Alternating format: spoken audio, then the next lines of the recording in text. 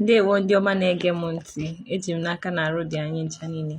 Anyị ma na anyị si na anụ gbana taa na echi bụ nta, mana ekwekwana ka anụ gbanakwa gị taa maka agụụ igbu gị.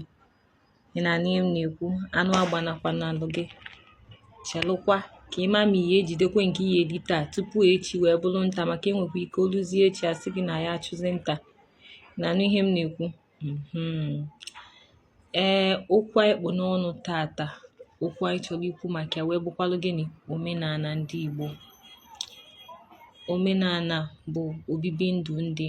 Omenala na-egosipụta ka ndị si ebi, ka ndị si eme, maka na ndị kwuru okwu si na ife ndị na-edi ka ndị na-asọ. Ife ndị na-asọ ka ndị na-eli. Ọ bụrụ ihe ili ibe gị ka onye a ya elibịa, ọ bụrụ ihe ịsọ be gị ka onye a ga-asọbịa. Ya mere na omenala bụ gịnị dị iche iche. Achọrọ m ikwu maka ọtụtụ obodo dị iche iche.